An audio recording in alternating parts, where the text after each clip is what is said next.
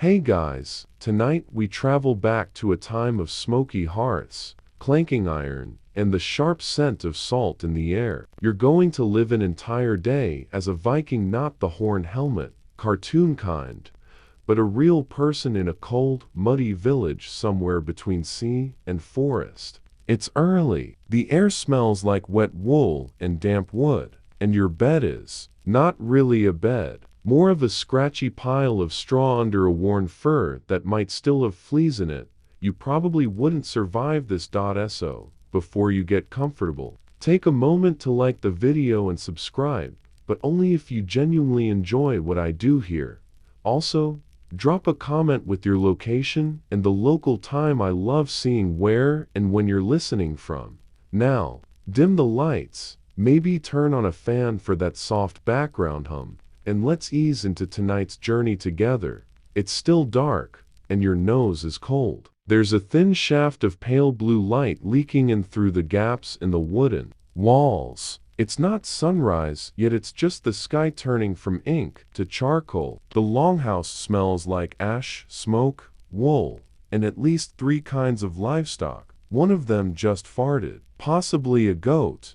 You shift beneath the rough fur, scratching at an itch on your calf with your heel. Your back aches, probably from sleeping on half a turnip. There's a dog curled at your feet, snoring, and a toddler sitting upright to mats over, staring into nothing. He's been awake since forever. He might never have learned to blink.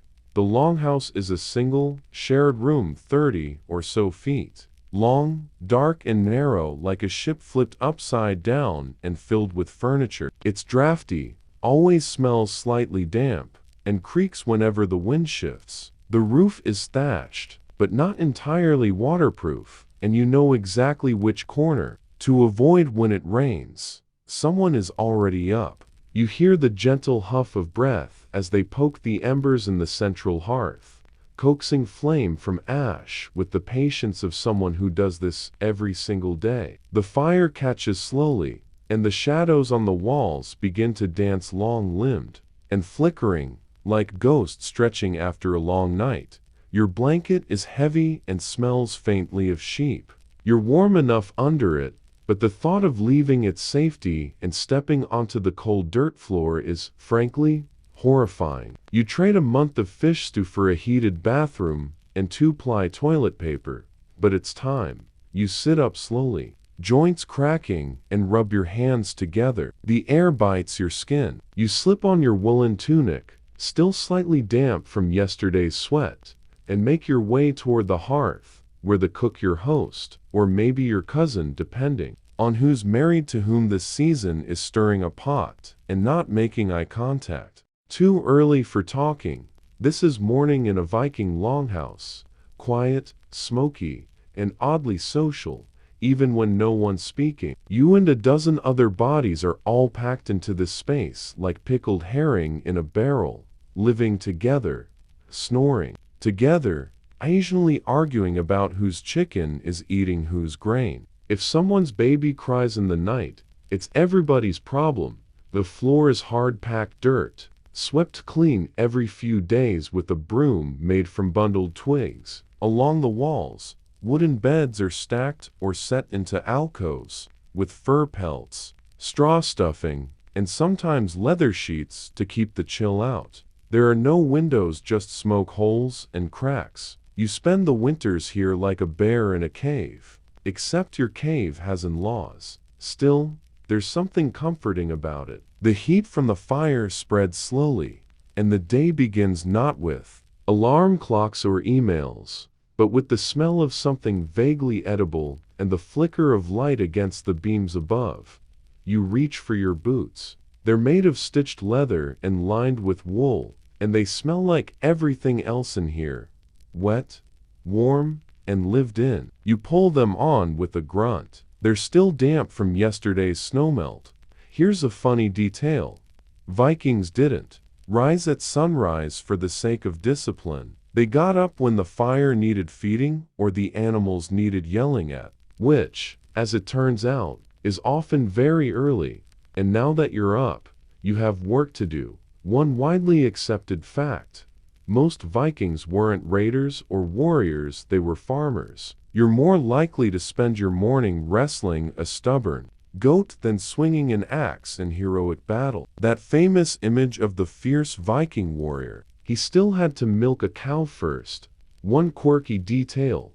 Some Viking longhouses had raised sleeping platforms that doubled as benches during the day and occasionally as impromptu chicken roosts at night. Nothing like waking up to a chicken sitting on your chest to really start the day. And one mystery, historians still debate exactly how much privacy, if any, individuals had in these shared spaces. Some say there were curtains or wooden partitions for the more well-off. Others argue it was just a free-for-all of smells, snores, and zero personal space. Back in the longhouse, the fire is brighter now. Someone is cracking open the storage bin where the dried fish is kept, and your stomach grumbles. The kid who never blinks is still watching you. Maybe he's a minor god. Maybe he just wants breakfast. You crouch near the hearth, warming your hands and watching the morning unfold. In slow motion, there's no rush here, no trains to catch, no emails to doom scroll, just the steady rhythm of fire and breath, the creak of wood, and the occasional sneeze from the loft. A woman near the doorway starts humming softly as she braids her daughter's hair. A man stomps in from outside with a stack of firewood, cheeks red from the cold. He grunts. Someone grunts back. That counts as conversation. The dog at your feet stretches, sniffs your boot, and goes back to sleep. You can smell bread baking. That means someone started early, and it means you'll live to see second breakfast. You lean back against the timber wall, let the warmth of the fire sink into your bones, and wonder, briefly, if you're cut out for this life. Honestly, probably not. But for now, you're here, in a wooden home that hums with quiet life, waiting for the day to unfold. And outside, the sky is beginning to glow. The smoke hovers low and lazy in the longhouse, curling like a cat around beams and rafters. Your eyes sting, but you're getting used to it, sort of. You might just be permanently smoky now. That's fine. Your stomach growls, loudly, like a bear with an opinion. Someone near the hearth snorts at the sound, and you give them a look that says, yes, I'm hungry. Yes, I'm dramatic about it. But they're already ladling porridge into a bowl, so the mockery is worth it. You slide into a spot on a low bench, cradling a wooden bowl that radiates warmth into your hands. It's filled with the thick, lumpy porridge barley, maybe oats, probably both boiled down with water and a pinch of salt. It's not fancy, but it's hearty, and it smells surprisingly good, like earth and smoke and something just slightly sweet. Someone threw in dried berries. You silently thank them with your soul. You eat slowly, savoring each mouthful like it's a reward for waking up. The porridge sticks to your ribs and your spoon. It's not exactly Instagram worthy, but it fills you up. And here's the thing about Viking food. It's built for endurance, not elegance. You need calories. You need warmth. And ideally, you need both before the chickens escape again. Nearby, someone's tearing into a round, flat loaf of bread. It's dense, dark, and vaguely sour, with the crisp edge of a wood-fired bake. A smear of goat cheese melts slowly on top, and you know without even tasting it that this is the good stuff. The bread was probably made yesterday, or the day before, but toasted near the fire, it comes back to life. You're offered a piece, and you don't hesitate. The crust crunches like gravel under your teeth, but the center is chewy and flavorful. A hint of smoke, a whisper of grain, a suspicious crunch that you hope is a seed. You chew carefully, just in case. The cook is moving with practiced rhythm, ladling, stirring, clanging bowls. She doesn't speak much, but her eyes are sharp, and her elbows are weaponized. Everyone in this house knows that if you complain about breakfast, you'll be chewing dried fish heads for lunch. Let's talk about Viking kitchens, or the lack thereof. There's no real kitchen, not as we'd know it. The hearth is the heart of the home, both literally and socially. It's where the food is made, stories are told, babies are bounced, and cats pretend to be useful. Most meals are one-pot affairs, cooked slowly over the fire or baked in a small clay oven set against the wall. That's right, some longhouses had clay ovens. Not many. They were special, often used for baking bread or drying herbs. You're lucky to live in one of the few homes with one. The oven is cracked and blackened with use, but it works. The bread smells like community and slightly overcooked history. You watch as someone adds another log to the fire, sending up a puff of smoke and a scattering of sparks. It catches quickly, licking the iron pot hanging above it. The fire is alive, always needing something, always offering something. Heat, food, danger, light. In the Viking world, you respect fire like you respect the sea, with awe, caution, and occasional cursing. Another bowl makes its way toward you. This one holds leftover stew from the night before, boiled and slightly better for it. The flavors have settled overnight: root vegetables, dried fish, wild herbs. It smells like it could revive the dead, or at least make them sit up and blink. As you eat, conversation begins to trickle in like a thaw. Someone complains about the goats. Someone else asks if anyone saw where the black chicken wandered off to. A child, full of porridge and wild ideas, insists they saw an elf near the woodpile. No one argues with the child. Elves are serious business. One widely accepted fact: Vikings ate a surprisingly varied diet, depending on the season. In coastal villages, seafood was a staple: herring, cod, mussels, even seals when they could catch them. Inland, you'd rely more on grains, vegetables,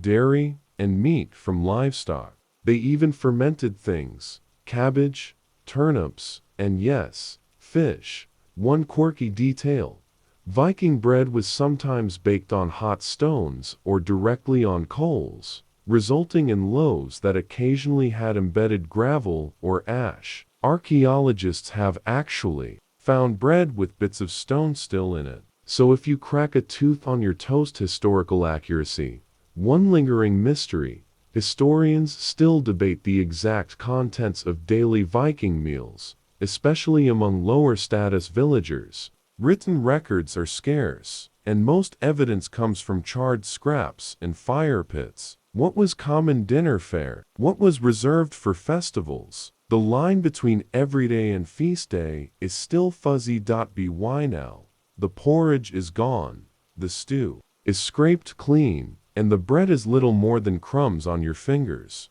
Someone is licking a bowl with the kind of focus usually reserved for archery contests. A toddler drops a spoon, retrieves it, and drops it again. The dog circles beneath the benches like a scavenger in a fur coat. You sigh contentedly. Full, warm, and only slightly singed by the smoky air. You didn't expect to enjoy Viking breakfast this much. Sure, it's humble, but there's a rhythm to it, a quiet satisfaction that comes from shared labor and the promise of another cold, muddy, impossibly beautiful day.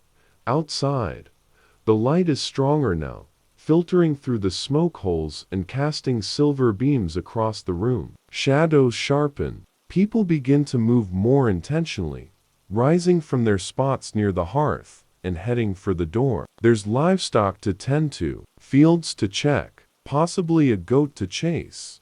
You follow the shuffle of boots and bare feet toward the exit. The floor creaks underfoot. You pass a low shelf lined with clay cups, horn drinking vessels, and one unfortunate bowl with a crack patched in wax. Someone's going to have a bad surprise at dinner. At the threshold, you pause. The doorway is low, forcing you to duck slightly. A rough woolen curtain hangs to keep out the wind. You brush it aside, and the cold hits you like a slap from the sea. Fresh, icy, alive. The sun is finally cresting the hills, pale and distant, but golden. Your breath fogs in front of you, drifting upward like incense. The longhouse stands behind you, solid and smoky. Before you, open space, mud paths, and a chorus of animals already making their complaints known. The day has properly begun. The first sound that truly belongs to the day is a goat screaming like it just found out taxes are real. You squint across the village path and spotted an angular, scruffy creature tangled in a fence it almost certainly shouldn't have been climbing in the first place. Its legs are in 4 different time zones. It bleats again, indignantly, as though you tied it there for sport. This, apparently, is your problem now. You slog through the cold mud with boots that squelch like wet bread. The air is sharp, clean, and smells like wood smoke, manure, and the occasional waft of salted fish. This isn't a poetic kind of morning. It's more of a let's hope nobody steps in something kind of morning. The goat eyes you as you approach. You stare back, channeling calm, peace, patience. You're a Viking now, dignified, stoic, not about to wrestle livestock before breakfast. Digestion has even begun, but the goat doesn't care about your dignity. You untangle its legs from the fence, only for it to immediately try to climb onto a nearby cart, as if to say, "You can't stop me, peasant." You mutter something unprintable in 3 different centuries and shove it gently back toward its pen. A rooster crows, not the noble kind from children's books, but a hoarse, wheezing screech that sounds like it's been smoking for a decade. It's followed by the sudden rustle of feathers as the chickens launch themselves from their coop in what can only be described as a chaotic flap-off. Welcome to morning chores, Viking edition. Despite the mud and the general sense of barely contained animal anarchy, there's a rhythm to it. You fall into the flow, feeding, checking, tying, leading. Your hands grow stiff from the cold, but your body warms with movement. You haul a bucket of water from the well and it sloshes onto your boots. You accept this as your new reality. Let's take a moment to look around. Your village is small, just a cluster of longhouses, sheds, fences, and animal pens nestled between hills and a distant, glittering fjord. Maybe 20 or 30 people live here, give or take seasonal visitors, wandering traders, and very confusing cousins. Smoke rises lazily from several rooftops. Snow still clings in places, but the mud hints at a coming thaw. Children scamper about with wild hair and no shoes. Even though it's basically refrigerator weather, they seem immune to cold and common sense. One of them is wearing a turnip as a hat. You decide not to ask questions. You pass a small enclosure where a few pigs are rooting through straw, snorting with focused glee. One of them looks up at you with the vacant expression of someone who's never had a single thought. You nod solemnly. Same, buddy. Let's get into it. Viking farm work was constant. Most people weren't warriors or adventurers, they were farmers, herders, and crafters, which means your daily life is full of repetitive, necessary tasks that keep the entire household alive. Glamorous? Not really. Important? Absolutely. One widely accepted fact. Most Viking communities relied heavily on mixed farming, growing crops like barley and rye, raising livestock for milk, meat, and labor, and preserving food for the brutal winters. Everyone pitched in, even the elders, the kids, and the guy with the weird back who swears he can't lift things on Tuesdays. One quirky detail: cows were highly valued not just for milk, but for status. There are even sagas where someone's wealth is described in terms of how many cows they owned, which makes your job of hauling hay to that suspiciously cross-eyed one in the corner kind of a power move. One ongoing mystery. Historians are still piecing together exactly how Vikings rotated their crops and managed their soil. Some evidence suggests surprisingly sophisticated practices, including field rotation and manuring. Others argue it was more chaotic and seasonal, dictated by weather, superstition, and sheer guesswork.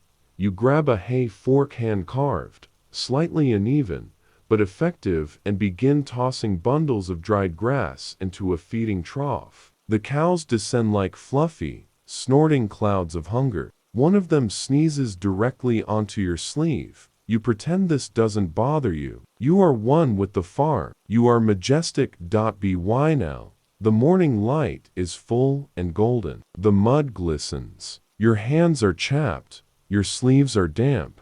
And your face is starting to feel like it might crack if you smile, which is why you don't. You just grunt at the pig again and move on.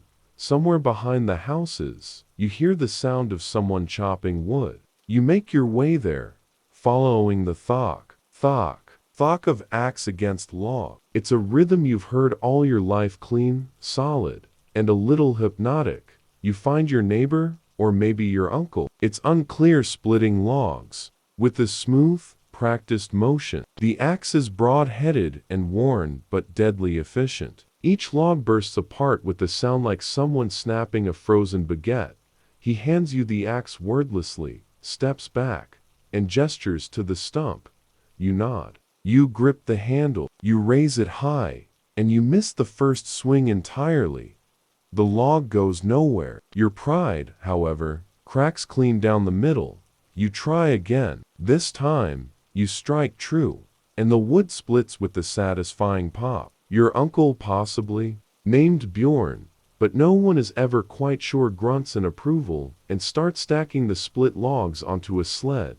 Here's the thing about Viking work. It's hard, often freezing, usually muddy, and occasionally involves a duck flying into your face for no reason. But there's also a simple beauty in it. You use your body. You solve problems with rope and firewood and animal bribes. You sweat, and then you eat, and then you sleep like the dead under scratchy wool.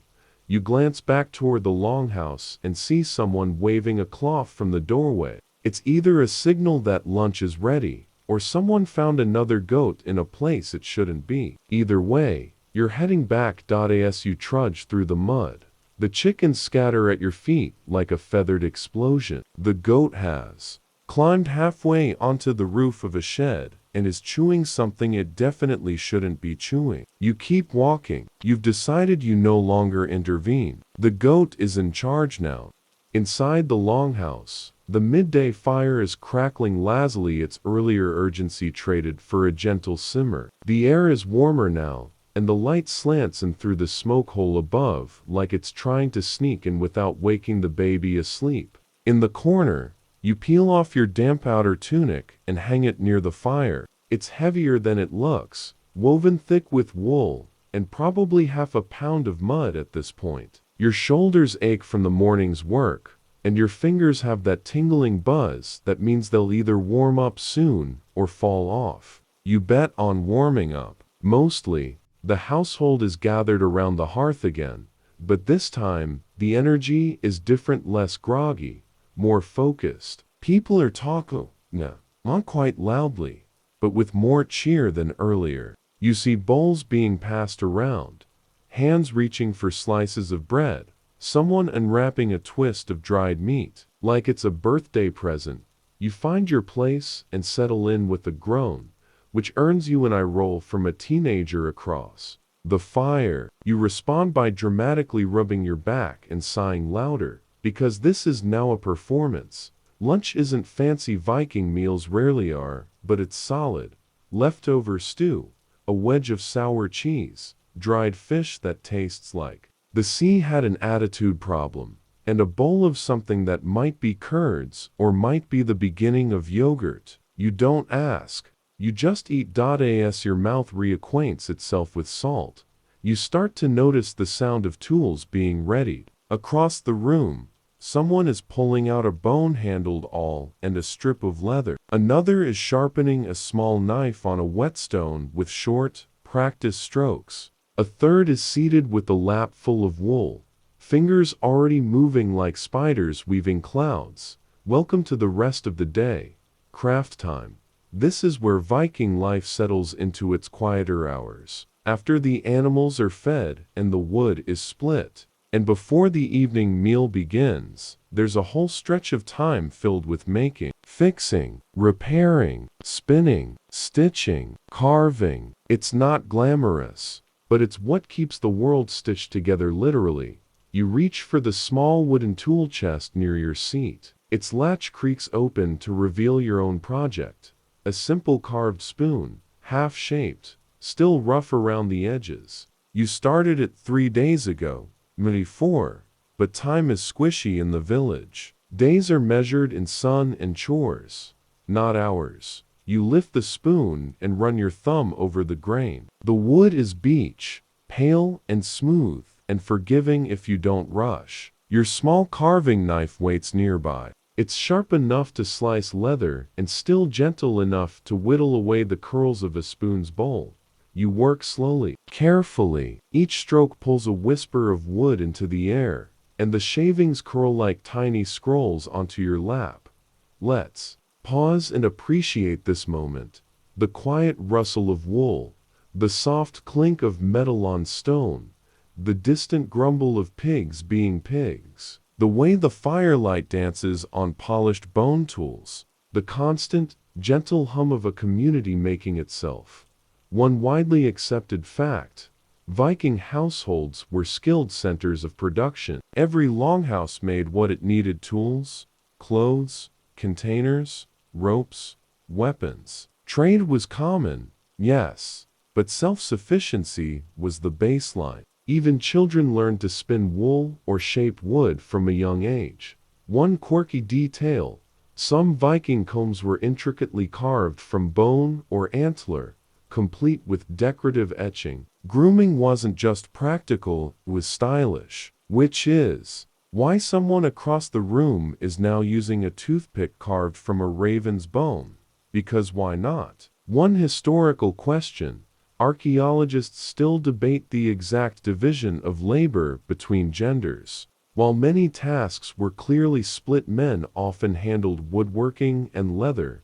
Women focused on textiles and food. There's increasing evidence that the lines blurred, especially during times of travel or scarcity. The idea of rigid gender roles may be more modern than medieval. Your spoon is starting to take shape. The bowl is deeper now, and the handle is smoothing out. You test the curve with your thumb. Still a bit clunky, but it'll work. Or at least won't stab anyone in the face while eating porridge, which is a win.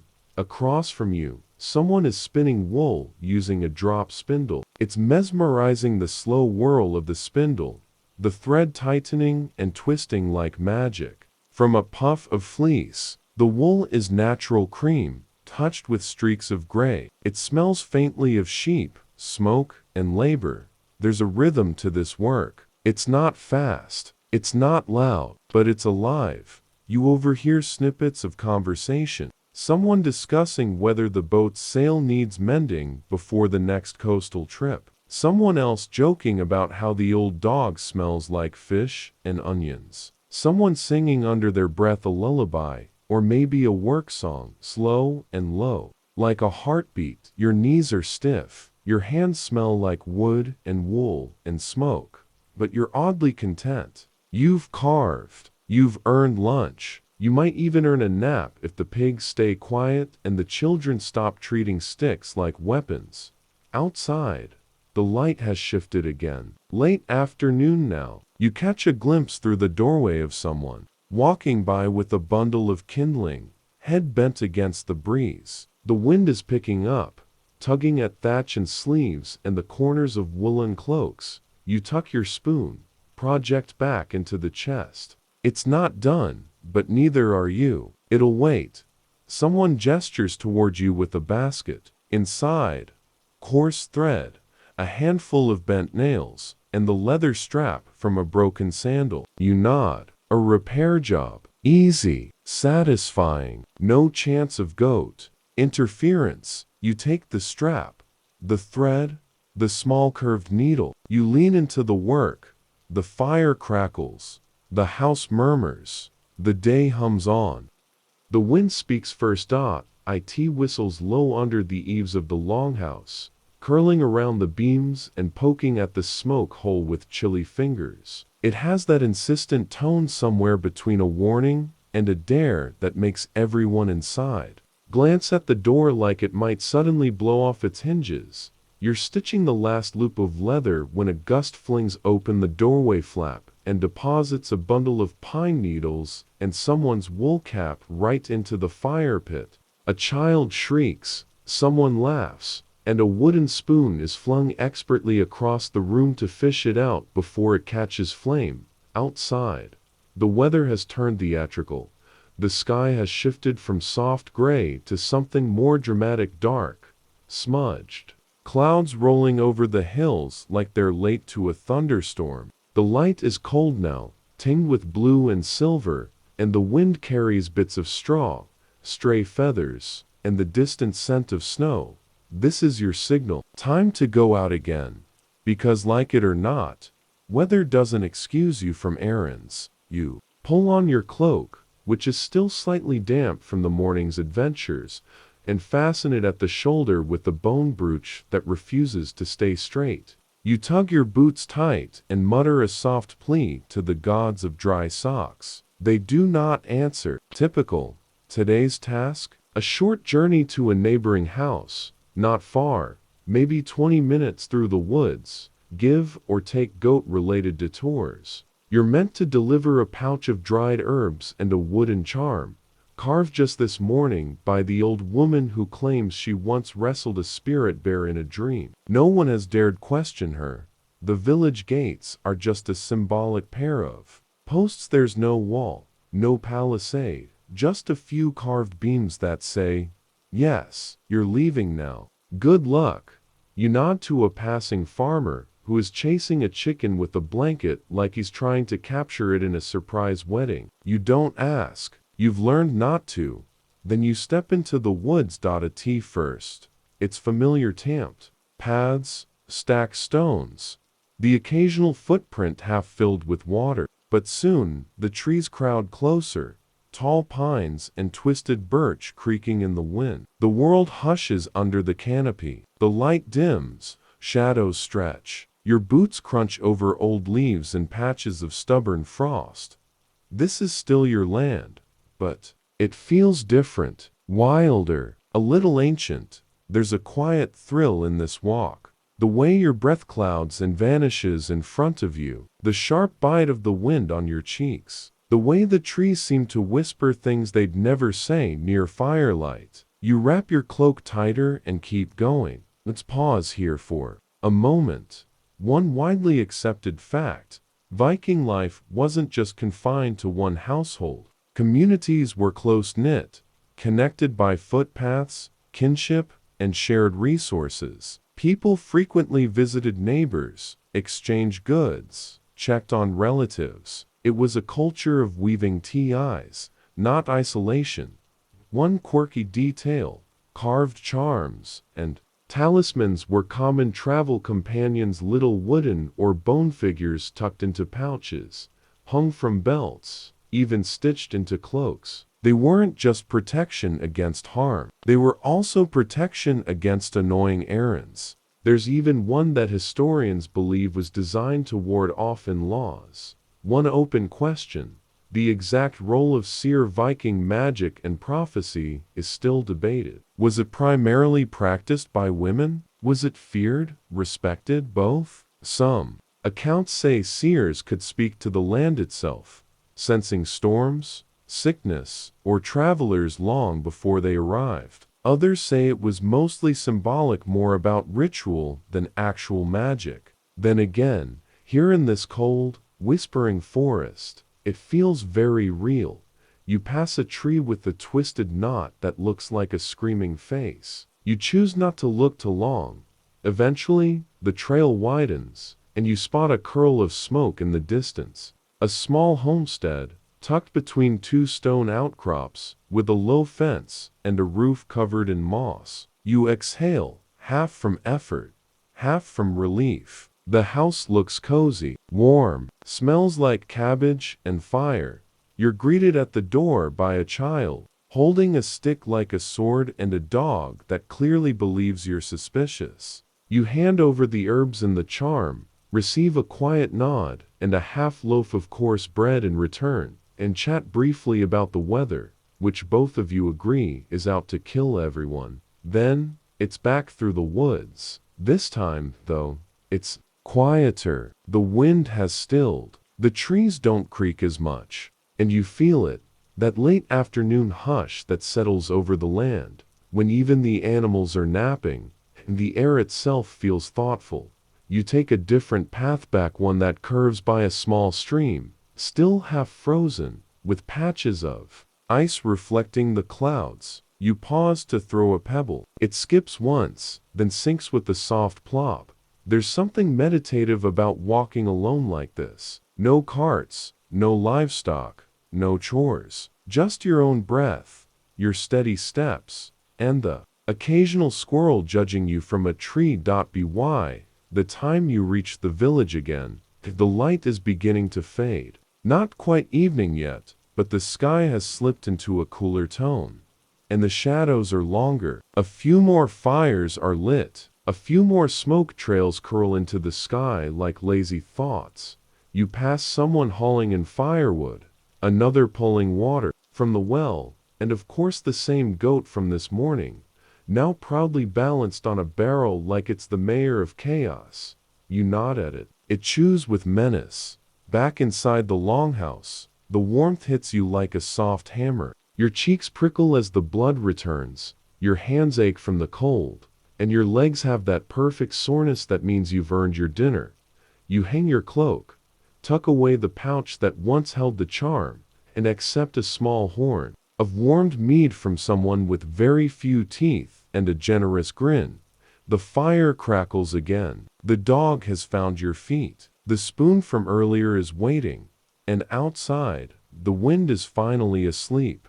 Evening settles in like a thick, woolen blanket, quiet, warm, and heavy in all the right ways. The world outside the longhouse is still moving.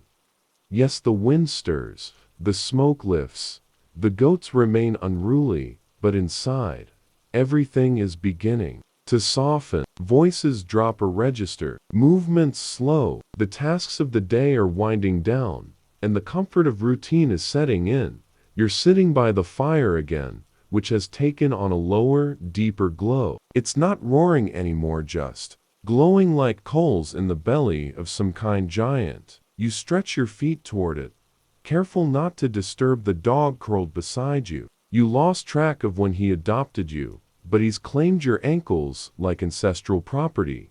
Your spoon is finished. More or less, you run a thumb along the curve of it one last time before setting it aside. Not bad for a day's work. A little crooked, but then again, so are most of the people who'll use it. The others around you are finishing up too. Someone's untangling wool. Another is tying knots in rope like their life depends on it. You recognize the signs. Everyone is trying to beat the light. The darker it gets, the harder these small, fiddly jobs become. But that's okay. You've earned the dark. Soon enough, someone starts the evening ritual, preparing the meal. It's not ceremonial. No trumpets, no speeches, just someone standing up, stretching with a grunt, and heading to the cooking pots near the hearth. A handful of dried onions, a chunk of smoked meat, some herbs you don't recognize. Into the pot they go, each ingredient dropped with the kind of flair only sheer repetition can bring. Someone adds a splash of ale for flavor. Someone else tastes it too early and winces dramatically. You're hungry, but not feral. Yet, while the stew simmers, the rest of the longhouse slides into story mode. You lean back against a post, cloak wrapped tight, and listen. One widely accepted fact: storytelling was one of the central social activities in Viking life. Every evening, especially during long winters, the hearth became a stage. Elders told tales of ancestors, sea voyages, monsters, spirits, and very questionable heroes. These weren't just for entertainment, they were cultural memory, passed mouth to mouth like heirlooms. One quirky detail. Some Viking households had designated word weavers, individuals known for their ability to spin tales so vivid, they'd make people forget their stew was burning. And yes, you absolutely have one here. He's missing 2 fingers and swears it's because he once beat Loki in a dice game. You don't believe him, but you let him tell it. Tonight's story is about a bear. Not just any bear, but a cursed one. A massive, intelligent creature that lived in the northern woods and could mimic the voices of men. It would call travelers by name, lure them off the path, and challenge them to riddles. If you lost, well, the bear didn't need leftovers. You shiver, but not from fear. Mostly because the storyteller just lowered his voice and made the sound of a bear's growl, which vibrated through the rafters like thunder in your chest. Someone drops a ladle. Everyone laughs. The story goes on, meandering and strange, and you let it wash over you like warm water. This moment, the low flicker of firelight on wooden beams, the quiet murmur of voices, the smell of soup and sweat and pine tar. This is Viking comfort. It's not glamorous, but it's deep, earned, rooted. Dinner is served in wide wooden bowls, passed hand to hand with quick jokes and crooked grins. You ladle yourself a generous helping. It's thick, salty, smoky, perfect for a body that's done a full day of honest work and only slightly froze in the woods earlier.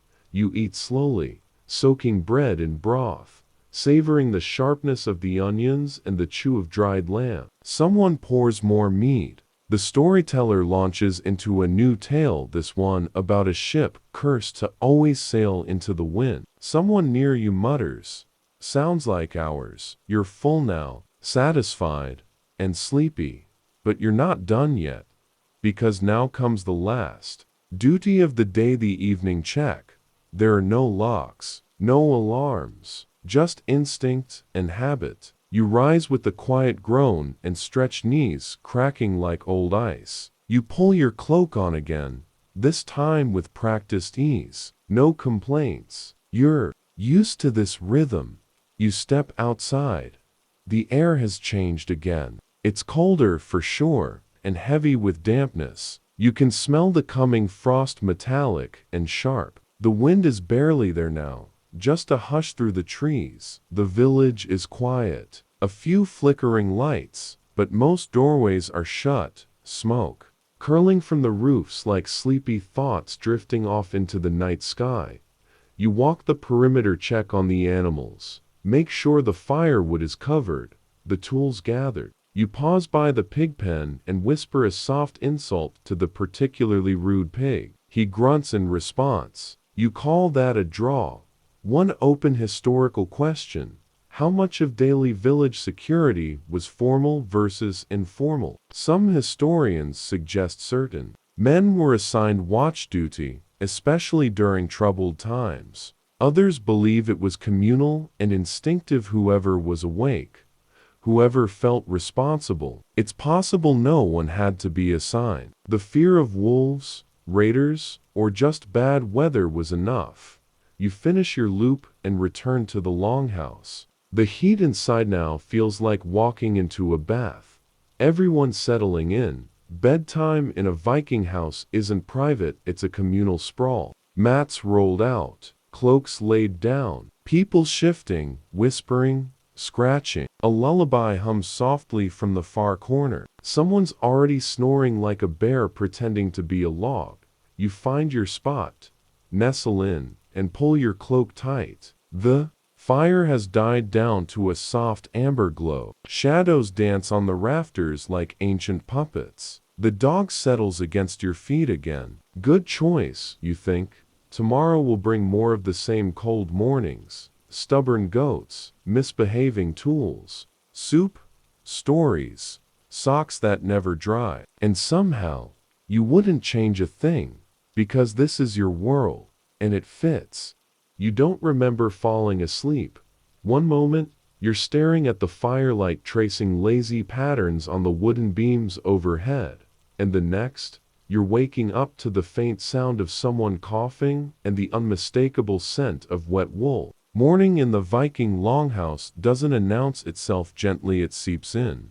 The air is cold, not dramatic, not cruel, just the kind of cold that clings to your cheeks and sneaks into the folds of your cloak. You blink a few times, still swaddled in the half-dreams of last night's bear story, before the full reality hits.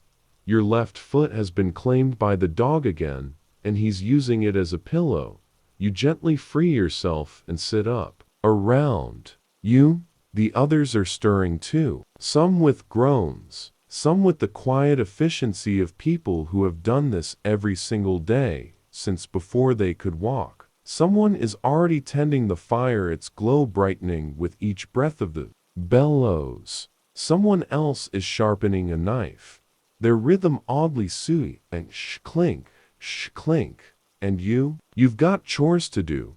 Let's not sugarcoat it, mornings are not glamorous. Not in the Viking world, and certainly not in this longhouse. There's no coffee, no bacon sizzling, just the honest, earthy rituals of waking up in a place that smells like smoke, wool, stale stew, and ambition. First, you check your boots. They're mostly dry. That's a win. Then you throw on your cloak, tuck a piece of bread into your mouth like a grumpy squirrel, and head outside.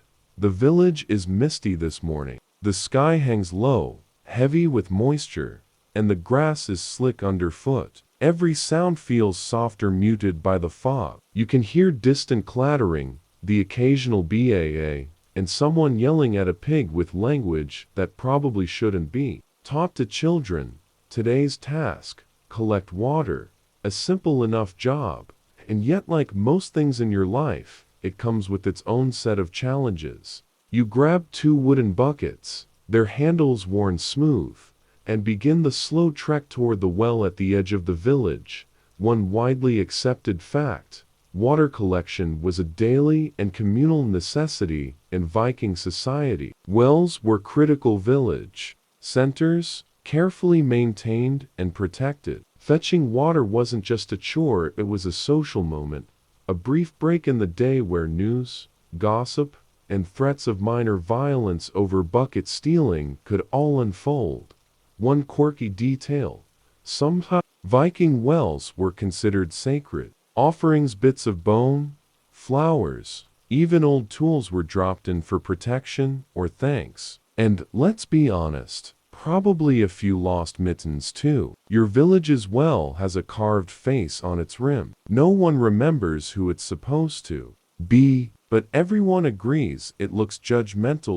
As you fill the buckets, you glance around. There's a stillness in the fog that feels magical, or maybe just mildly threatening. Hard to tell in this light.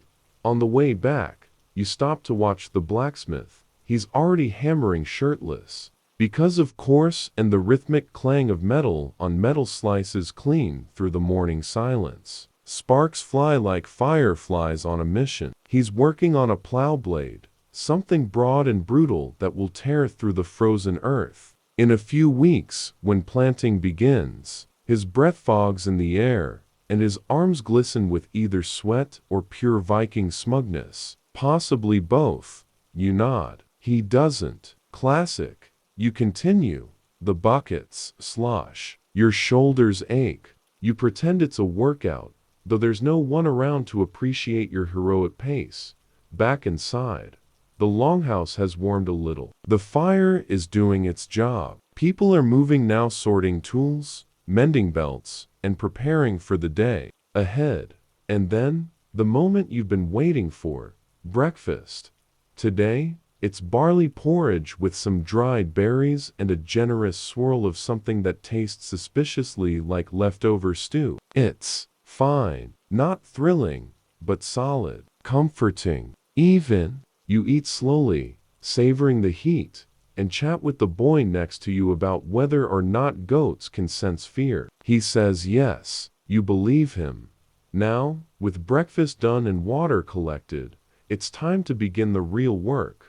You head toward the storage shed, or, more accurately, The slightly crooked, damp-smelling building that used to be a grain store before it decided to retire into structural confusion. It leans like it's tired. You sympathize. Your job? Sorting tools and checking supplies for the week. Inside, the shed is dark and smells like old rope and pickled fish. You pick your way carefully through coils of twine, axes, bundles of flax, and a basket of something that might once have been onions, but now appears to be in philosophical decline. You inventory what you can. 1 good hoe, 2 rusty sickles, 3 knives with no handles, 1 strange carved stick that might be a spoon or a weapon, depending on your mood. And then, as you're digging through a pile of wooden slats, you find it, a perfectly intact, exquisitely made comb. You pause. One open historical question. Viking grooming habits are often debated. Archaeologists have uncovered countless combs, tweezers, even ear picks from Viking sites. These weren't just tools, they were personal items, often beautifully carved and highly valued. But were they used daily? Reserved for feasts? Was personal grooming a point of pride or practicality? Historians are still combing through the evidence. Yes, pun absolutely intended. You tuck the comb into your belt. Someone will want it, or trade for it, or use it to charm a potential partner into thinking they don't smell like smoked goat. By the time you leave the shed, the fog has lifted. The sky is brighter now, still gray, but friendlier. You can hear the sounds of the village at full hum. Children chasing each other around carts, someone pounding grain, laughter echoing from the far end where someone's ox has apparently decided it's no longer interested in being helpful. You head back to the longhouse, tuck the sorted tools into their spots, and glance around. There's still more to do, always more, but for now, you've earned a brief pause. You sit, you stretch, you feel the ache of the morning in your shoulders, the pleasant sting of effort behind your eyes. You sip a bit of warm water from a horn cup and close your eyes for just a moment. Outside, the day rolls on, and you're ready for it. The sun has fully risen now. Not that it makes a dramatic entrance. It's shy today, slipping behind thin clouds, casting a silvery light over the village. Not warm exactly, but present. You stretch your legs, roll your shoulders, and let out a breath that sounds suspiciously like a sigh. Time for the next job. This afternoon, you're heading into the woods. Not far, and not alone. 2 others are coming with you. The older man with one ear lost it to a goat, allegedly, and the teen, who never stops whistling, even when he's chewing. They're already waiting near the edge of the trees, carrying baskets and blades. Your goal? Gathering. One widely accepted fact. Vikings relied heavily on foraging to supplement their diet. In spring and summer, entire afternoons could be spent collecting berries, herbs, mushrooms, bark, roots, and resin. Every forest trip was part grocery run, part pharmacy raid, and part nature walk if your nature walks included wolves and the constant threat of stepping in something unidentifiable. You enter the woods, and immediately the sounds of the village fade. It's like someone turned down the volume on the rest of the world. The trees here are tall, close together, and smell like sap and moss and mystery. You walk in silence for a bit, not out of reverence, just concentration. There are useful things growing here, but you have to know where to look. The man with one ear spots the first treasure: wild garlic. He crouches, sniffs, grunts approvingly, and starts cutting stalks. You do the same. The leaves are bright green and smell like victory. You collect handfuls, tucking them into your basket with the practiced flick of the wrist. Then come the mushrooms. You know better than to grab just any toadstool you see. There was a whole incident last year with sleepy mushrooms that turned out to be extremely not sleepy. You find the ones you've been told are safe. Round, brown topped, and growing in a neat little ring near a birch stump. You carefully cut their stems, brush off the dirt, and add them to the haul. One quirky detail: Viking herbalists often dried their herbs by hanging them in the rafters of longhouses, creating a sort of dangling apothecary overhead. This meant that if you ever looked up in certain homes, you'd see a dangling forest of dried plants gently spinning in the smoke like a witchy chandelier.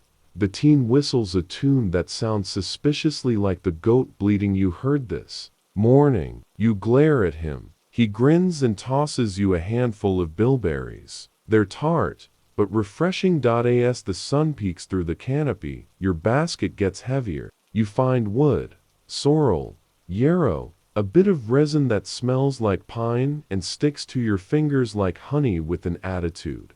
And then, something unexpected. You stumble into a clearing. Not a big one, but perfectly round, with a strange hush over it. No birds, no rustling, just quiet. In the center is a pile of rocks, stacked deliberately, not natural, not new, either, covered in moss and lichen. You pause. The others step in behind you and go still. No one says anything, but no one moves forward either. One open, historical question: what were these stone piles for? Some believe they were trail markers, others, burial sites for travelers or animals. There's even speculation they were offerings to local spirits, ancient, whispered superstitions passed down without names. Whatever they were, no one wants to mess with them now. The man with one ear mutters a quick blessing. You join in, just in case. Then the three of you quietly turn and head back into the trees. The return walk is quieter. Even the whistling teen stops. The sun feels a little warmer, the forest less secretive, and the village smoke curls above the treetops like a welcome home signal. Back in the village, the others greet you like you've returned from battle. Someone grabs the mushrooms to dry them. Someone else snatches the garlic to toss into the evening stew. The resin gets dropped into a pouch with dried mint, destined for the healer's kit. You feel good. Tired, scratched, slightly sticky, but good. There's time now for a bit of personal work. You retrieve your spoon from the shelf. It's dry now, smoothed. You polish the handle with a scrap of wool and carve a quick symbol on the end. It's yours now. No one can mistake it. Nearby, someone's starting on leatherwork. Someone else is fixing netting for the next fishing trip. The older man sharpens his knife. The teen, predictably, starts whistling again. The village moves like a machine. Old, handmade, occasionally stubborn, but full of heart. You're part of it, one cog in the wheel, and you wouldn't trade it for anything. As the sun begins to drop again, you rise and stretch. There's still time before dinner. One more trip, one more small task.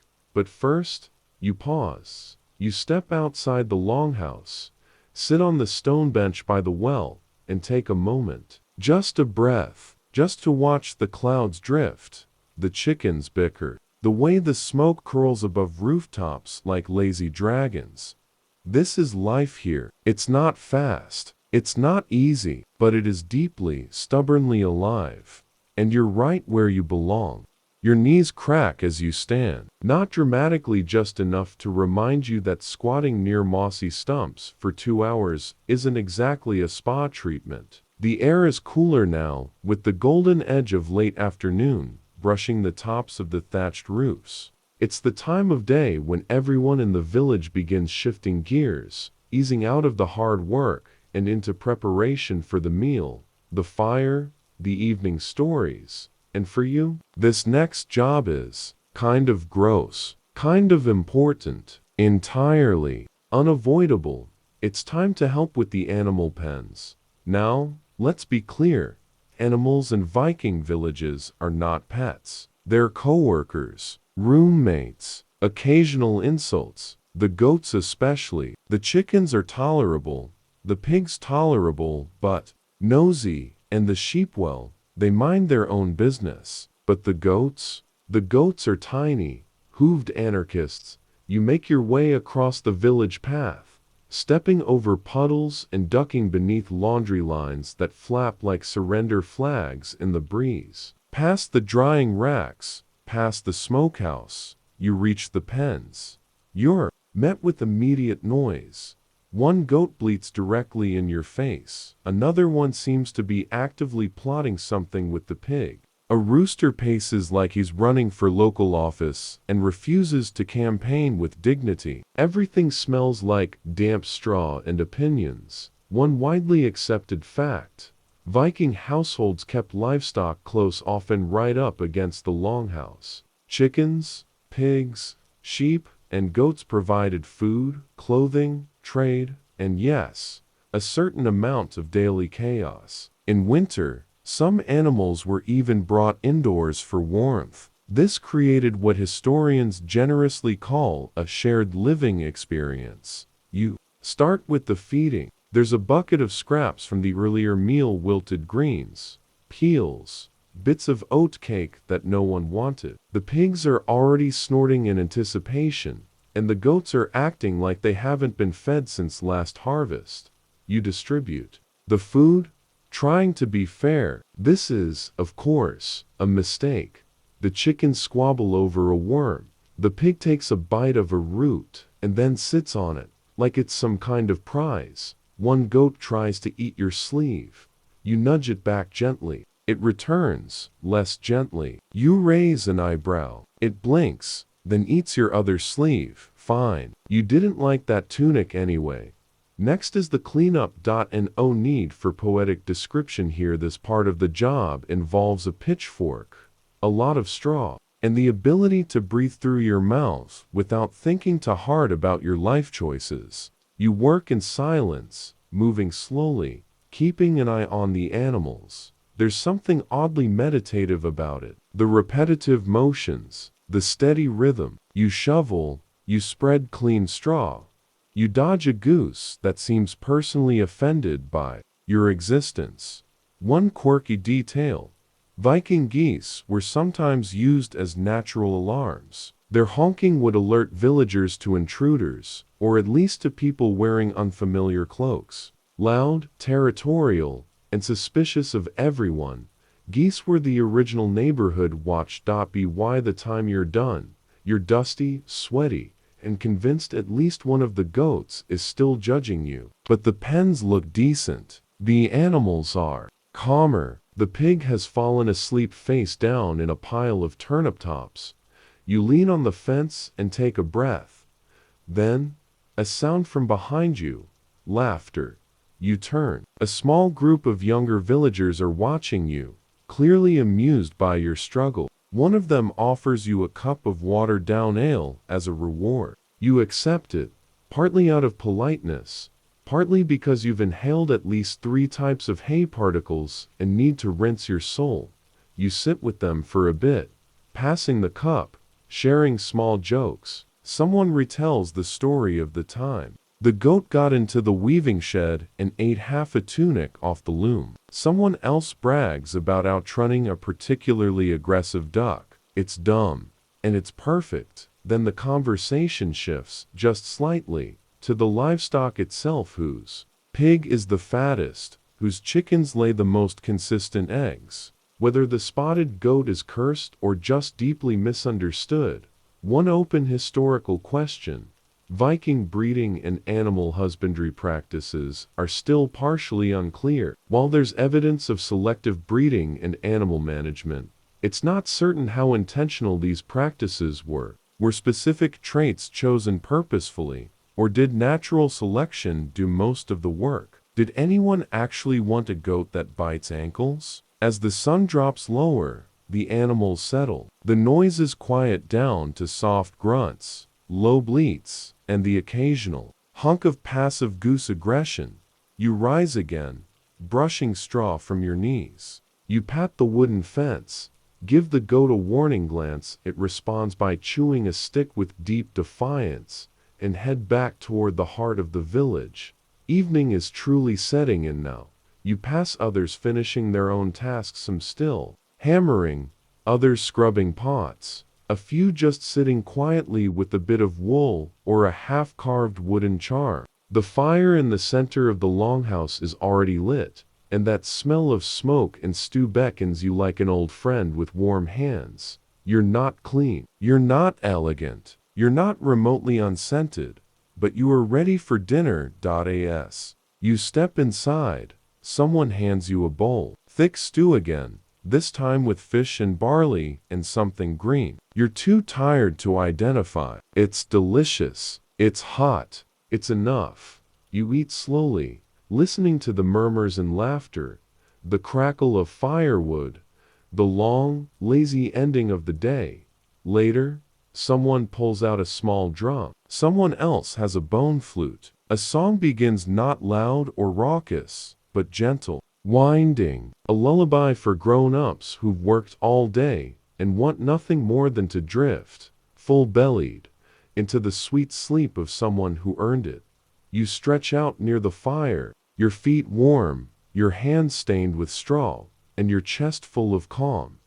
Outside, the village settles again, and the goats, well, they're still plotting, but that's a problem for tomorrow. The fire is down to embers now, low and flickering in that sleepy way fires get when they've already done their best work for the day. Your legs are stretched out, toes warmed, belly full. Around you, people are yawning, settling into blankets, muttering soft good nights, but not you. Not yet. You've got night watch. Now, don't panic, it's not as serious as it sounds. There's no looming battle, no ominous drumbeats in the dark. This is just your village's turn to keep an eye on things overnight.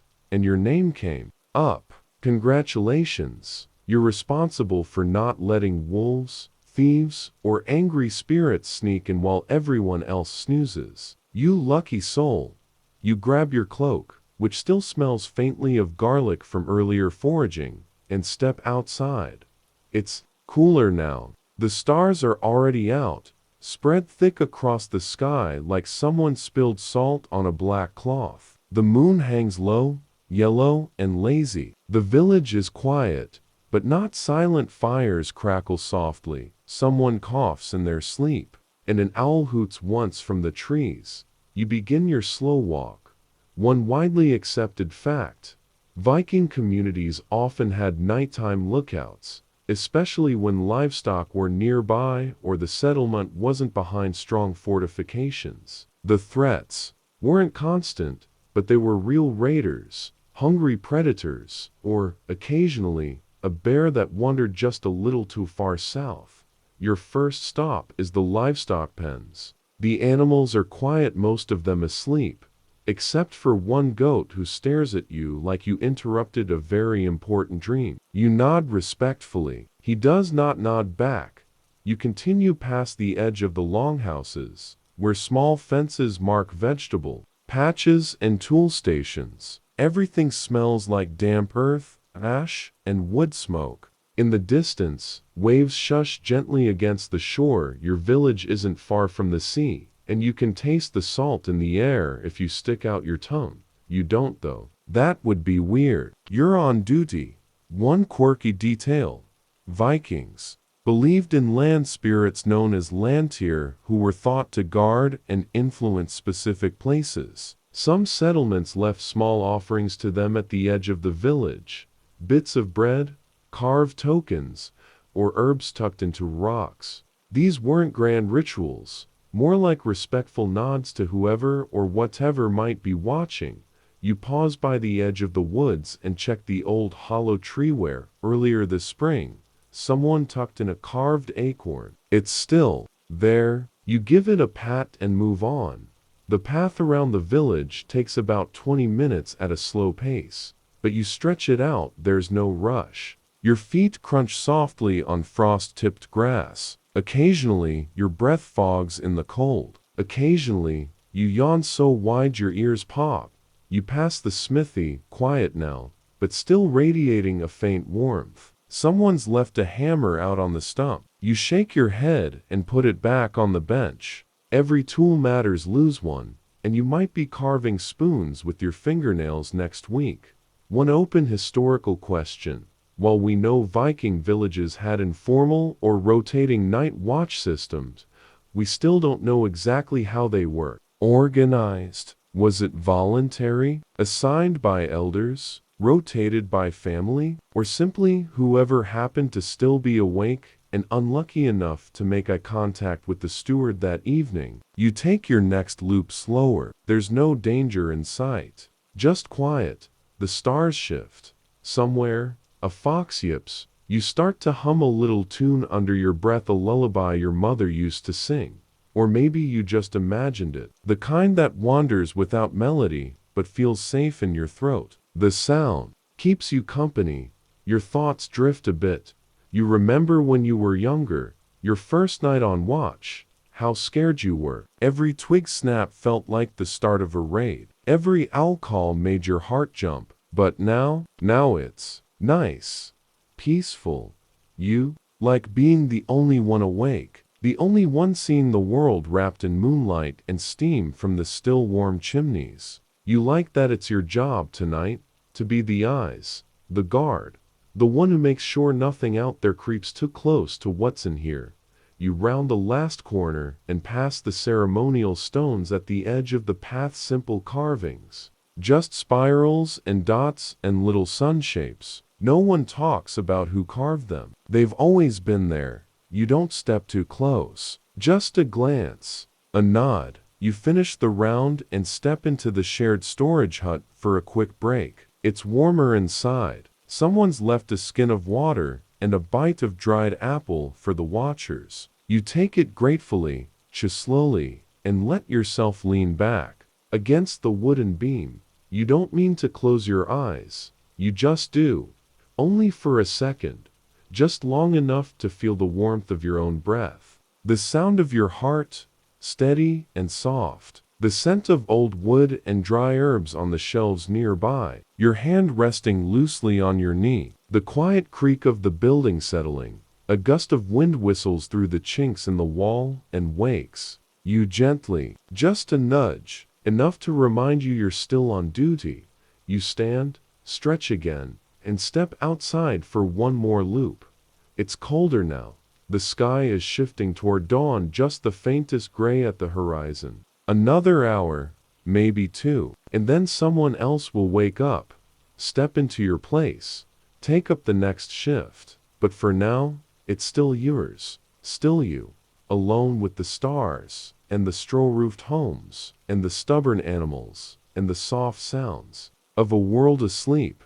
You take one more slow breath and begin again. The sky begins to bleed pale gray as the first fingers of dawn stretch across the village. It's not sunrise yet, not properly, but the deep black of night has softened at the edges. You can just make out the outlines of the distant hills beyond. The fields, fuzzy and blue, like someone smudged them with charcoal. Your shift is over. You pass your replacement, Eirik, sleepy-eyed and clutching his own cloak, like it betrayed him by being cold. You give him a quiet nod. He mutters something, like, all quiet? And you respond with a grunt that means yes, unless you count the goat that looked ready to unionize. Inside the longhouse, it's warm again. People are still sleeping. Someone's foot sticks out from a blanket. A dog lies stretched out near the hearth, snoring softly. You slip off your boots and lie down on the furs, letting the last traces of night chill melt away from your body. You won't sleep long. Morning starts early in a Viking village, but for now, you close your eyes. Later, you wake to the sound of morning voices, the kind that hum in the background without needing your attention. Clanking pots, a baby fussing, someone complaining that the stew has too much barley again.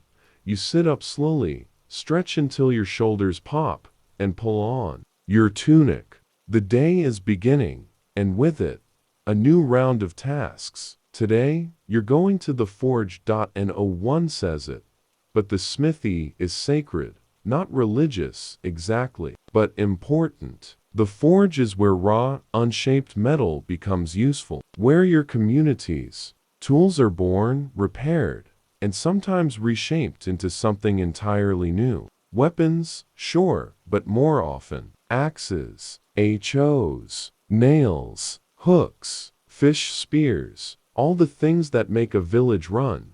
You walk out into the sunlight, blinking at the brightness. The forge squats at the edge of the village like a sleepy beast low-roofed, smoky, and already breathing heat. The blacksmith, a stout woman named Yrsa with arms like carved oak and a temper like dry straw near flame, hands you a pair of heavy leather gloves. And oh greetings. Just, you're late. You are not late. You are exactly on time. You do not say this out loud.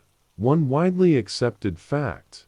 Viking smiths were both feared and respected. Their knowledge of metalwork seemed mysterious to many, and in some traditions, smiths were thought to hold magical powers. After all, they could make fire bend to their will and transform stones into blades. In mythology, the gods themselves relied on blacksmiths for their most powerful tools. You step inside the smithy, immediately swallowed by the scent of iron, soot, and ash. It's dark, but in a cozy, intentional way. The kind of dark that lets the red glow of the coals take center stage. Yrsa is already working a bellows. You take over, stepping into rhythm, feeding air into the coals until they glow like molten honey. The heat rolls over you in waves, a dry, relentless pressure that makes your skin prickle and your eyes water.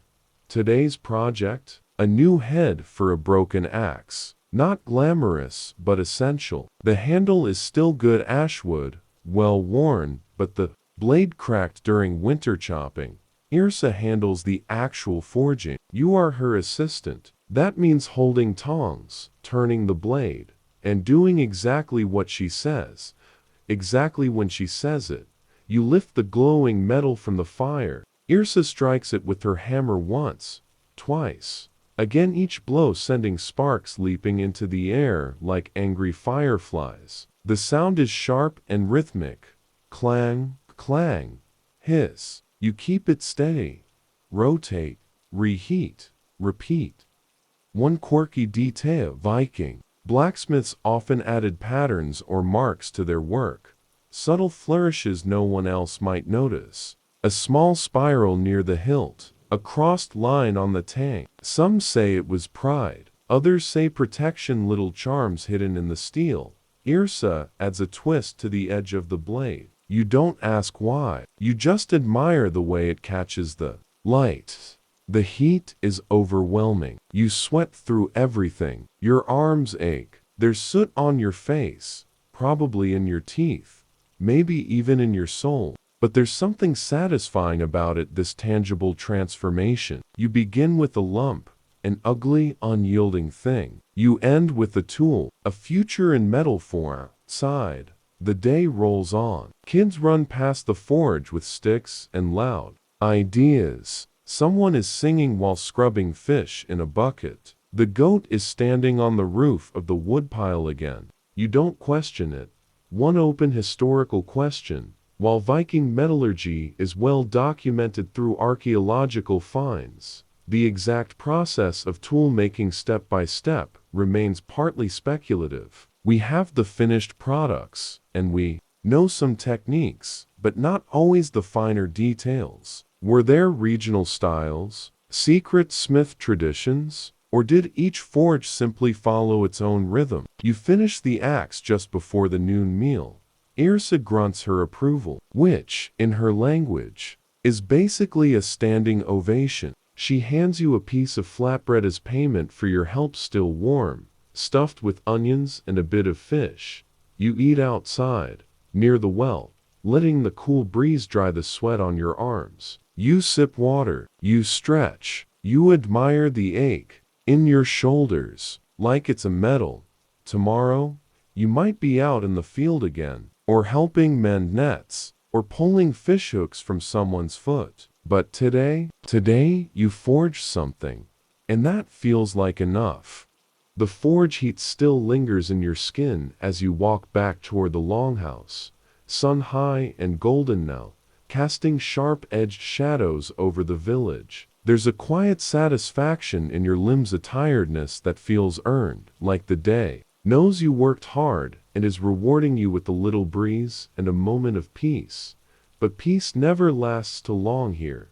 Before you even make it halfway down the path, someone calls your name. It's Hallie, the weary farmer with one eyebrow and a never-ending list of things that absolutely must be done right now. You brace yourself. We're moving the stones today, he says, already walking off like you've agreed. You haven't. But this is Viking life. Your plans are more of a suggestion than a schedule.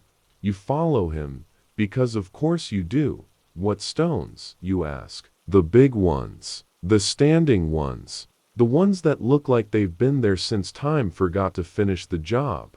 Turns out, a few of the ceremonial stones near the village edge need realigning. Why? No one is quite sure. The old ones say the alignment keeps the spirits calm. Hallie says they're in the way of his new goat shelter. Either way, you're helping move something roughly the size and shape of a very stubborn cow. One widely accepted fact.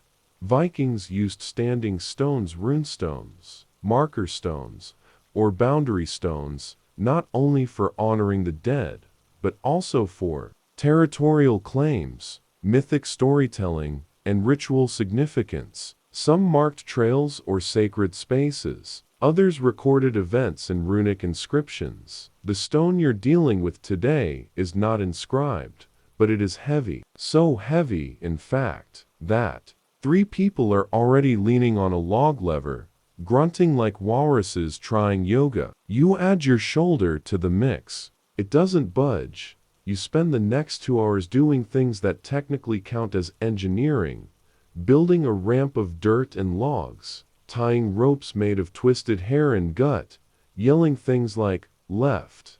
No, you're left. And mostly just rediscovering every muscle in your body. One quirky detail.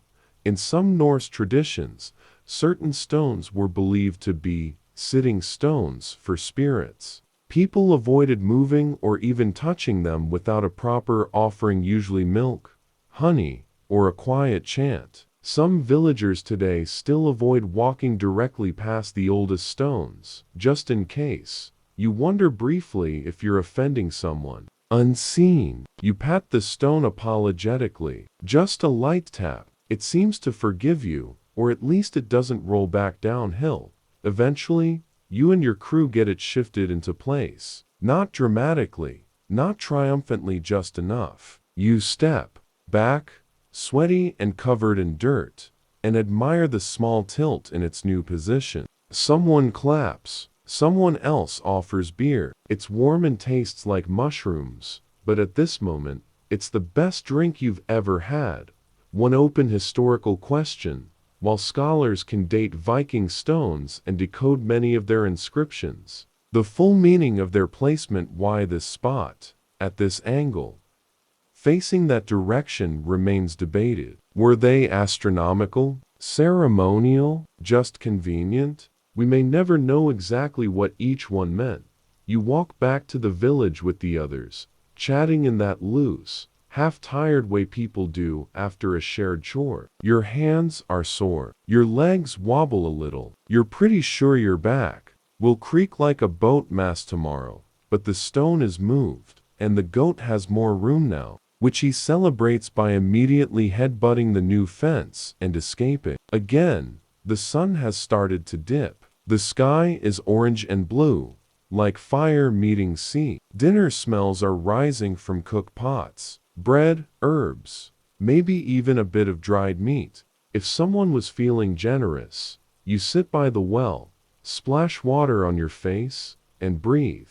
This wasn't how you thought your day would go, but it's not a bad day. Just another thread in the long fabric of village life, pulling stones, fixing fences, wondering what the spirits think of your new angles. As the stars begin to prick the sky again, you stand, stretch your aching back, and head inside for the night. You wake up to rain. Not a gentle mist or a poetic drizzle, no. This is Viking rain. Thick, slanted sheets of it, hammering the thatched roof like it owes them money. Inside the longhouse, the usual morning chatter is quieter. Rain slows everything down. People move slower, talk softer, and briefly consider whether today might be a good day to pretend to be dead for a few hours. You sit up, stretch, and watch a droplet race its way down the inside of a beam and splash neatly into someone's open boot. That someone is already grumbling. Outside, the ground is turning to soup. Puddles spread like invading armies. Chickens are absolutely losing their minds. And yet, life does not stop just because the world is soggy. Today, the rain has delivered your next assignment. Helping with cloth dyeing. You were hoping for something heroic, like ship repair or wolf wrestling. But instead, you're going to make colors. One widely accepted fact: the Vikings loved bright colors. Despite their rough and ready reputation, their clothing could be surprisingly vivid: deep reds, rich blues, earthy greens. Even poor villagers tried to add color to their garments when they could, and dyeing was a crucial part of textile production. The dyeing hut is tucked near the edge of the village, next to the sheep pens. It smells like, well, let's just say it's not a perfume shop. Wool, lye, crushed plants, and fermented whatever they used to make blue. This is a scent that lingers in the soul.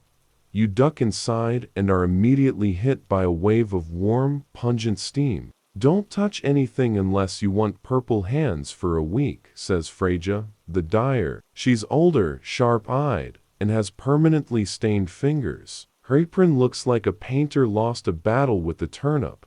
She hands you a bundle of undyed wool. Your job is to help prep it: carding, soaking, twisting. It's repetitive work, but there's something rhythmic to it. Your fingers fall into a pattern. Time becomes soft around the edges. Outside, the rain drums on. Freja walks you through the day's colors: onion skins for yellow, woad for blue, madder root for red. Each pot bubbles like a witch's brew. The wool is lowered in, then stirred. With long wooden paddles, you try not to splash. One quirky detail: Vikings sometimes used fermented urine in their dyeing process. Yes, that's right, P. The ammonia helped fix the color to the wool. So, when people complain about your shirt smelling funny, you now have a historically accurate excuse.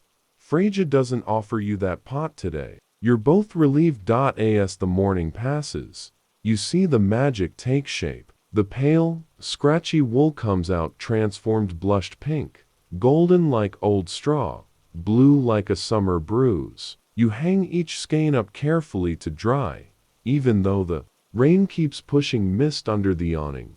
One open historical question: while we've identified many of the plants and minerals Vikings used for dye, historians still debate how consistent the methods were between regions. Did every village have its own recipe book? Or did traders pass these secrets along like precious heirlooms? Lunch is served right in the dye hut: a simple bowl of barley stew and a piece of warm flatbread. Freja adds a pickled turnip slice, which you eat only because you're too tired to argue. It's shockingly good. You make a face anyway, just to keep your dignity. The rain lets up briefly in the afternoon. Sunlight slips between clouds like a guilty thief. Outside, the puddles steam. You carry the dyed wool back to the storage house, feeling strangely proud of your rainbow-splotched arms. The villagers greet the new colors with enthusiasm. One child demands a red tunic, just like a berserker, and another insists the yellow looks like chicken feathers, which she swears is a compliment. That evening, after cleaning up, you return to the longhouse. Your hands are stained a little blue around the fingernails. Freja warned you, but you're secretly fine with it. It's proof of the day, a mark of where you were and what you made. As the fire crackles and someone plays a low melody on a bone flute, you glance at the drying rack near the hearth. Tomorrow, those colored wools will be woven into cloaks and tunics, maybe even a sail. And you'll remember that rainy day you spent turning plants into pigment and pigment into something beautiful. Today, you're headed to the shore.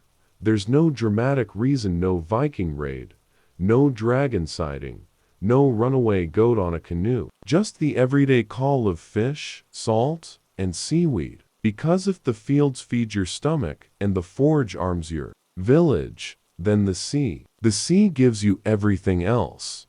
The wind tastes different here. Sharper, briny. It tugs at your hair and whips your cloak, like it's trying to remind you who's boss. Gulls shriek above your head like very angry grandmothers. Down by the rocky beach, boats bob gently against their moorings, built sturdy and low for hugging the shore. One widely accepted fact: coastal Viking villages relied heavily on fishing, not just for survival, but for trade. Dried fish, especially stockfish, was a major commodity. It kept for months, fed entire crews at sea, and could even be used like currency in some places. You're not drying fish today, though. You're catching them. You're handed a simple net, patched more times than you can count, and paired with Ingvar, a man who smells permanently like trout and laughs like a walrus trying to yodel. He points to the boat, says, "You row," a snack, and clambers aboard with a pouch of dried apples. The boat is small, but seaworthy. Oars creak. Salt bites your hands. As you pull away from shore, the world changes. The village becomes a cluster of straw roofs. The land flattens. The sea opens up like a storybook.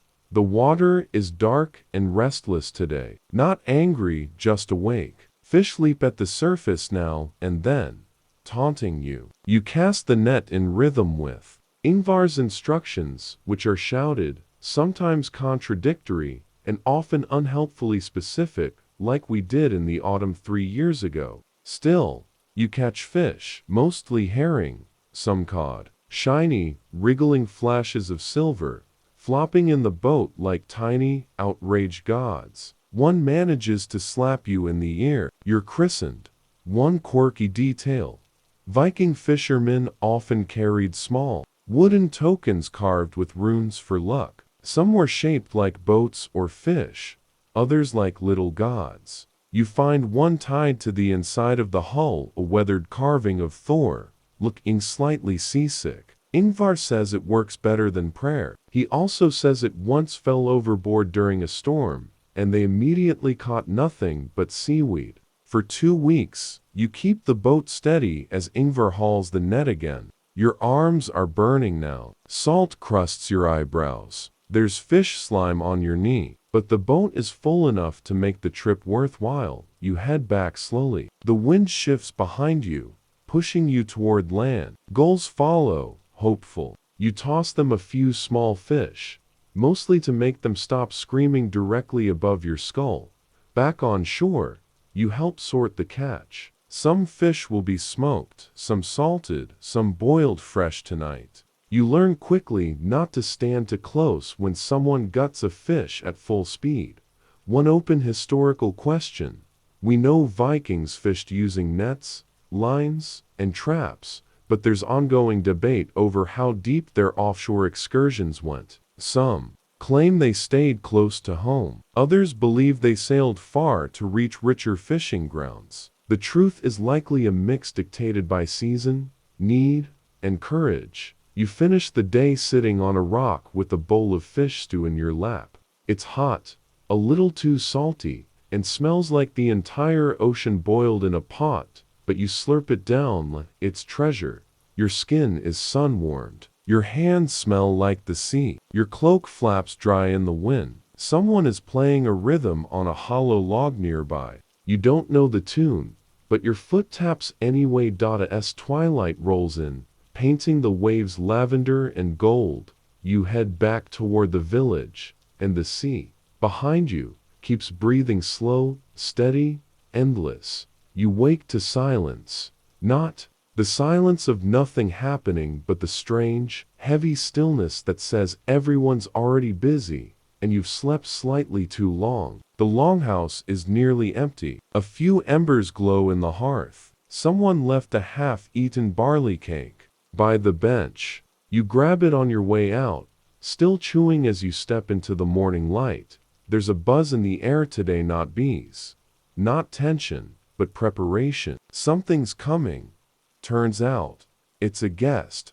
More specifically, trader, a merchant from another village, arriving today with the pack horse and 2 oxen, and a cart so overloaded it creaks like a haunted ship every time it rolls over a pebble.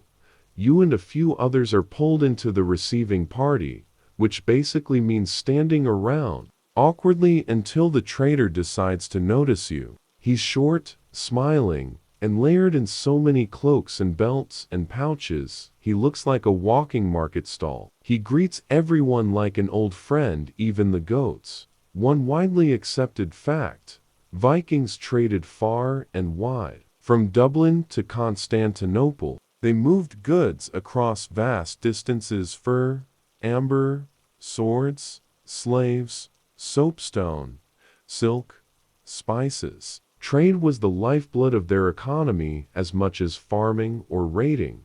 Today's trade is smaller, but no less interesting. You help unload the cart, item by item. There's salt from the coast, combs made from antler, 2 sacks of bird feathers wide. Don't ask.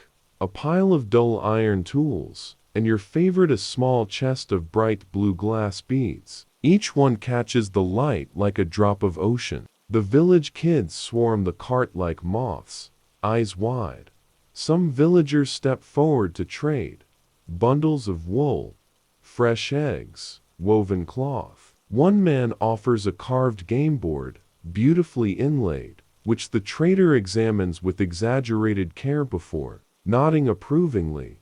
One quirky detail: Viking traders often used scales and tiny weights shaped like animals or gods. These weights, made of lead or bronze, were kept in leather pouches and treated almost like religious items. You spot one now, shaped like a bear, swinging from the trader's belt as he weighs out some silver rings. You wander a bit, watching the bartering unfold. Everyone has their role. Some bring goods. Some argue the fairness of deals. Some just hover and hope there's honey being handed out. You're somewhere between hoverer and helper. At one point, you're asked to run and fetch a spool of dyed yarn, one of the skeins you helped color a few days ago. You find it and return just in time to see it being traded for a tin whistle, a strip of blue linen, and a small bone needle. Everyone seems happy. That's trade.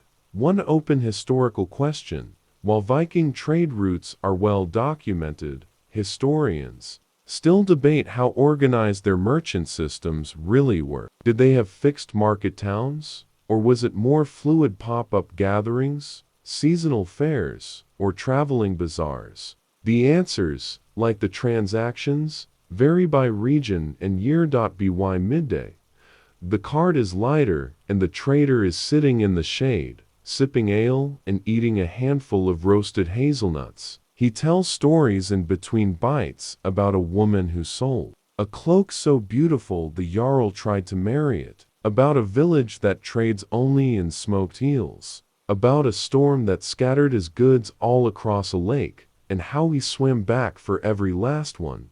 You're not sure how many of his tales are true. Probably none, possibly all. Before the trader leaves, he gives you one bead from the box, a blue one, smooth and cold in your hand. For helping, he says, with a wink, or for looking confused. Either way, you don't argue. Later, back in the longhouse, you string the bead on a thread and tie it to your belt. It's not much, but it's yours now, proof that you were part of the day the world came knocking. The wind shifts. The cart rolls off down the road. Someone starts singing a trade song under their breath. You hum along without thinking. The village settles back into its usual rhythm, and the bead glints in the firelight. You wake before the sun, not because you're eager, not because you're a model Viking, because there's something moving on your foot. Turns out to be a cat. A smug, smoky gray one that's decided you're a mattress. It yawns in your face and stretches, then flops back down like it's claiming tax on your warmth. You gently relocate the feline to someone else's bedroll and step outside. The village is still wrapped in silver fog. Everything is quieter than usual except the sheep, who are never quiet and seem deeply offended by something, possibly the concept of dew. You pull your cloak tighter and trudge up toward the ridge, where the forest path begins. Today, you're gathering, not hunting, not farming, just you, basket, and the slow search for things the land is willing to offer. Mushrooms, herbs, berries, bark, leaves, roots, all the subtle, everyday ingredients that help the village eat, heal, die, or survive. One widely accepted fact: Viking communities relied heavily on foraging. Even with fields and livestock, the wild offered essential additions: nettles for soup, yarrow for wounds, birch bark for fire starting, and mushrooms for everything from stew to storytelling. Yes, those mushrooms, but not today. Your guide this morning is an older woman named Astrid. She's small, stern, and wears a pouch so full of dried herbs she rattles slightly when she walks. She smells like mint and goat hair. She points to plants with her staff, names them, warns you which ones will make your tongue swell, your stomach rebel, or your heart stop just for fun. You take notes in your head and nod solemnly while internally repeating, "Do not eat the yellow one. Do not eat the yellow one. The woods are damp, mossy, and alive. Leaves drip softly from the rain earlier in the week." You spot mushrooms clinging to tree trunks like secrets. Astrid taps one and mutters, "That one's fine unless it's not." You decide not.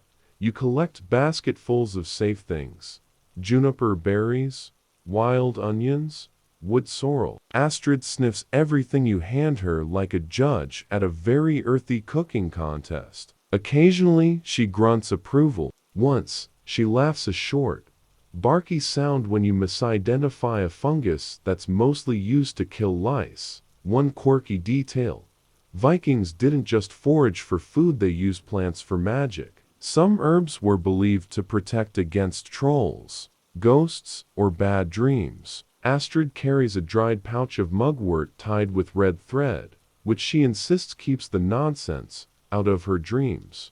You don't ask what the nonsense is. You find a fallen tree carpeted in moss. Beneath it, tiny strawberries cling to life. You pluck a few and eat them. They taste like summer trying to survive autumn. Sweet, soft, and a little stubborn. Astrid adds some nettles to your basket and teaches you how to pick them without getting stung. You do it wrong twice. She snorts and hands you a poultice of something minty, one open historical question. While it's clear the Vikings used a wide range of medicinal herbs, historians still debate how much of their knowledge was based on observation versus oral tradition or superstition. Did someone just try everything until something didn't kill them? Or were there centuries of passed down wisdom we've only scratched the surface of? By midday, your basket is full. Your hands are stained green. Your arms itch slightly from the nettles. And your mind is oddly peaceful. There's something meditative about foraging. The slow, deliberate way you move. The act of noticing, of waiting until something reveals itself. You start to understand why Astrid prefers this over farming, why she disappears into the woods for days sometimes, returning with bundles of leaves and that satisfied silence of someone who knows secrets. You return to the village with your haul. Some herbs go straight to the kitchen, others into drying racks. Astrid saves a few for medicine and tucks a sprig of rosemary behind your ear without explanation. You spend the evening by the hearth, sipping tea brewed from the same plants you helped gather. It tastes earthy, a little sharp, a little sweet, like the woods themselves, boiled gently into comfort. It rained last night. Not a dramatic storm, no Thor-level theatrics, Just a slow, steady, ground-soaking rain that left the village looking like it got dunked in a bucket and forgot to shake off. You step outside and immediately regret not oiling your shoes. They squish. Today, the mud is in charge. You are heading out for one of the most humbling of Viking chores: cleaning, hauling, and repairing the paths, ditches, and drainage around the village. It's not glamorous. It's not exciting. It's definitely not dry, but it's vital. Someone hands you a shovel. You sigh. One widely accepted fact: Viking settlements, especially larger farmsteads and coastal villages, required regular maintenance to prevent flooding, erosion, and rot. With wooden structures, thatched roofs, and tightly packed dwellings, water management wasn't optional with survival. The path to the livestock pens is a shallow stream now, and the pigs have declared war on decency. Mud to their shoulders, squealing with joy, they fling muck at each other and any unfortunate passerby. You dodge. Mostly, one pig gets you right in the hip with a flying splash. The pig looks pleased. You do not. Your job is to dig channels to drain the worst of it. You work beside a boy named Leif, who's maybe 12, and somehow already has the stamina of a warhorse and the sarcasm of a much older goat. He critiques your shovel technique while expertly flinging mud out of the ditch like he was born doing it. Leif asks if you've ever fallen in a latrine trench before. You say no. He grins. Then today's gonna be exciting. One quirky detail: some Viking settlements built wooden boardwalks through particularly muddy areas of town. These were made from split logs and could last surprisingly long, though. They got dangerously slippery when wet. You test this by stepping on one. You immediately regret it and almost go horizontal. Leif claps. Not helpfully. You make progress, slowly. The water begins to drain. You see your reflection ripple in a shallow pool. Tired, mud-splattered, a bit wilder than yesterday. By midday, your arms are noodles and your back feels like it's aged a decade. But the worst of the mud has receded, and the pens are accessible. Again, someone tosses you a chunk of barley bread with the smear of something you hope is cheese. You eat it anyway. After lunch, you help repair the outer fence where the water loosened the posts. The ground slurps at your boots like it's trying to keep you. You pry loose stones from the hillside to brace the wall. You learn quickly which stones are helpful and which are decoys pretending to be helpful, but actually weigh as much as guilt and betray you mid-lift. One open historical question: some archaeologists suggest Vikings used specific types of clay or turf layering for water control in longhouse foundations, but there's debate over how widespread or intentional these methods were. Was it engineering genius or just clever adaptation to soggy luck? Late in the afternoon, you help pack gravel into a low spot near the village center. It's the kind of work that looks like nothing when done well and disaster when ignored. Someone passes you a ladle of watered down ale. It tastes mostly like wooden cup, but it's cold and welcome. Your boots are unsalvageable. You leave them near the fire to dry into new shapes that will definitely not fit human feet, but there's something oddly satisfying about the day. Way the water flows where it's supposed to now. The way the pigs can reach their troughs without swimming. The fact that your hands did something important even if no one sings songs about heroic trench maintenance. You sit by the ditch you helped clear. It gurgles gently, carrying the excess rainwater downhill and away from the homes. The breeze smells cleaner now. The air feels easier to breathe. Leif sits beside you, throws a pebble in the water, and says, "Not bad. For your first mud day." You grin. You've earned the right to smell this bad. The day ends not with a grand feast, but a warm stew and a clean path. And sometimes, that's more heroic than any sword swing. You wake to shouting. Not alarmed shouting, just loud, excitable, mildly competitive shouting, the kind that means something fun is happening, and someone's already losing at it. You scramble into your boots and follow the noise. Down near the water, the entire village has gathered. There are no weapons, no tools, just ropes, shields, a very suspicious barrel, and people stretching like they're about to run a race or wrestle a bear. Possibly both. It's games day, one widely accepted fact. Vikings loved competition. Physical contests, board games, riddles, and wrestling were all common ways to build community and settle grudges without someone ending up with an axe in the head. Games weren't just fun, they were status. Winning meant respect, losing meant jokes for weeks. You're signed up before you can object. The first event is Wrestling Gulma, a highly traditional Viking grappling match where two opponents try to trip, lift, or throw each other using balance, footwork, and stubbornness. You're paired with a man named Hakon, who is built like a barrel and smells faintly of onions. You last 11 seconds, there is applause. You are not sure if it's for your effort or your comedic flop. Hakon helps you up and pats your back like he's burping a baby. You thank him through slightly wheezy laughter.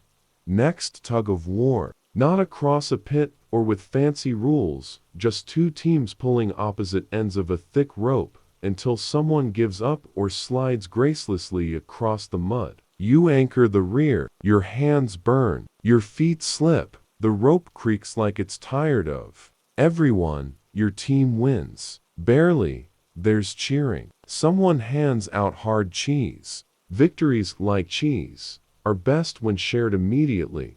One quirky detail: Vikings also played a board game called Nefidaful, a strategic, asymmetrical battle between a king and attackers. Today, a version of it is set up on a barrel top nearby. You watch as two older men argue furiously over a move, accuse each other of cheating, and then share a drink without resolving the game. Classic. You get roped into a foot race next, through the village, around the goat pen, over a fence, past the drying racks. You nearly crash into a small child, a sleeping dog, and a suspiciously low clothesline. You finish fourth, out of 6, solidly average. Then comes the most baffling event, the shield toss.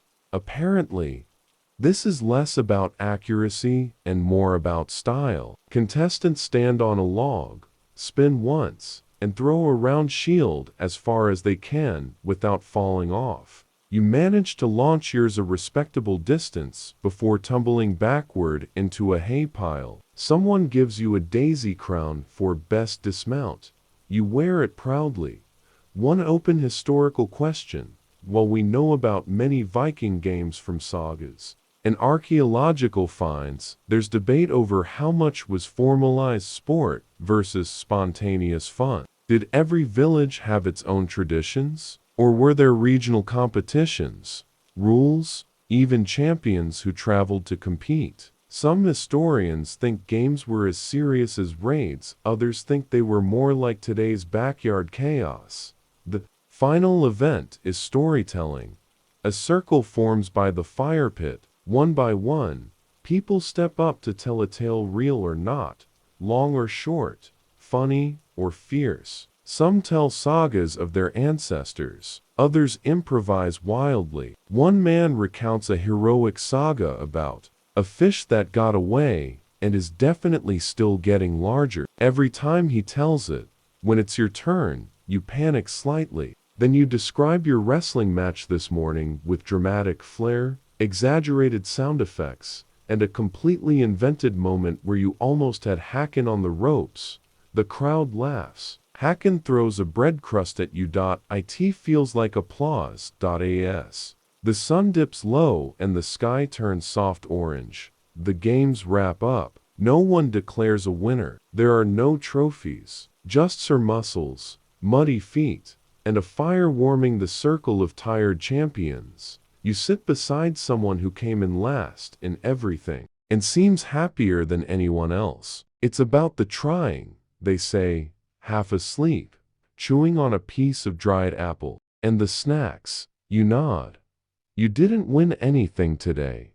And somehow, that feels just right. The wind has changed. You feel it before you see it, cooler arbor, threaded with the salt of the sea, and something else, urgency. It stirs, the smoke from the hearths in different directions, and ruffles your tunic like it has news to share. The longship is being prepped. You follow the sound of wood being scraped, ropes snapping taut, and boots on dock planks. Down at the shore, a sleek dragon-headed vessel rises and dips slightly with the current. It's long, lean, and coiled with potential. Even at rest, it looks fast. Today, you're joining the crew, not for a raid, not for battle, just a short, coastal journey, a supply run to a neighboring settlement. But still, it means rowing, and rowing means blisters. One widely accepted fact: Viking longships were marvels of design, fast, shallow drafted, and easily maneuverable. They could travel rivers, open seas, and coastlines alike, making them the pickup trucks, battle tanks, and RVs of the Viking world, all rolled into one sleek, carved hull. Your seat is near the middle, less splashy, someone says. A lie. The splash finds you anyway. The rowing rhythm is shouted by the steersman, a deep-chested man named Eirik, who shouts like thunder and laughs like someone sharpening an axe. You grip your oar, plant your feet, and pull. The boat surges forward, like it's impatient to get there before you. You row through cold morning light and into open sea, where the horizon looks like it was freshly painted. Gulls cry overhead. Salt stings your lips. The oars creak in unison like tired but cooperative joints. There's something hypnotic about it.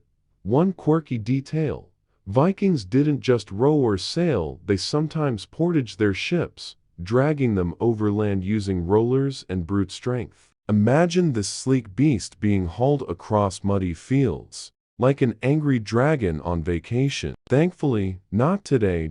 As the coastline shifts beside you, the crew relaxes. Some sing, others snack. One guy pulls out a bone flute and plays something that might be a tune, or might be what a sheep would sound like if it tried jazz. You laugh. The boat stops at a small inlet to trade. You help unload barrels of dried fish and return with honey, wool, and a jar of something pickled that no one will explain. A younger sailor shows you how to knot the sail lines so they won't snap in rough wind. Learn this, he says, or learn to swim fast. One open historical question: historians still debate how far Viking voyages were truly intended to go. Some suggest even early coastal trips were recon for bigger raids or long-term trade routes. Were these quick hops across the fjords practice for glory or survival stitched to curiosity? The return trip is rougher. The wind kicks up, and the waves slap the hull like it owes them money. You bail some water, take a rogue splash to the face, and try not to vomit as the boat rises and falls like a very wooden roller coaster. But then, just as your stomach declares mutiny, the coast appears again, familiar, welcoming, a bit fuzzy in the light. The village looks smaller from the sea, peaceful, like something you earned the right to return to. The ship glides into the shallows. The dragon's head bows slightly toward home. You step onto land with legs that feel like pudding. Someone hands you a hunk of bread. You eat it without chewing, and it becomes your whole personality for 10 glorious seconds. Later, by the fire, someone asks what it was like. You consider your answer: the wind in your face, the ache in your arms, the way the boat breathed under you, the cold, wet laughter, the salt in your teeth. Lawful, you say. Wonderful, you add. Both feel true.